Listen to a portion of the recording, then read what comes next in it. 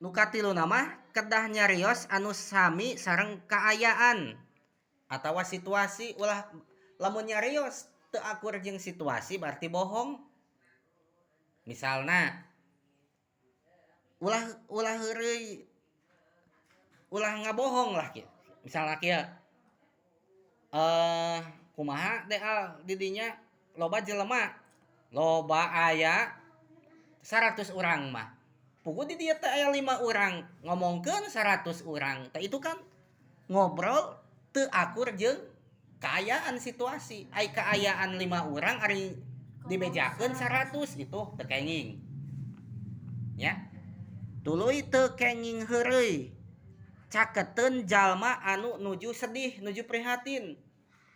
Puguh apal deal teh si itu teh keur naon? Keur sedih, kalahkah heureuy teu kenging. Itu tidak berakhlak. Heureuy caketeun anu prihatin. Tuluy teu kenging nyarioskeun anu geuleuh, caketeun jalma anu nuju tuang. Keur dahar batur teh. Urang kalah ngobrolkeun eta tai mani muncrat. Tah teu kenging. Teu berakhlak eta teh. Ngobrolkeun anu geuleuh, deukeuteun anu keur barang tuang. Tuluy teu kenging ningalikeun kaawanan badan dipayuneun jalmi seueur. Nah teu kenging naon cenah? Teu kenging ningalikeun kagorengan awak urang dipayuneun jalmi anu seueur. Nek naon naon teh ngabeja-bejakeun atawa mempublikasikan ngadohir-dohirkeun kagorengan. Kabatur naon? Ngagogoreng kaharepnya. Tah urang mah biasa we saayana. Tong ngahaja-haja ditingalikeun. Terus upami batur nyarios maka kedah didangukeun.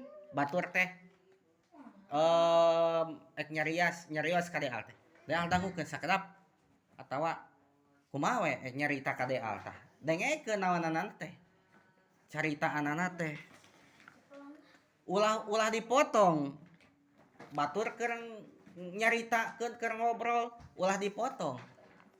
Keun sina naon? Sina tamat. Tageus eureun kakarek urang teh mengomentari obrolan batur eta. Bisi butuh di komentar atuh teu butuh di komentar, antep perepeh.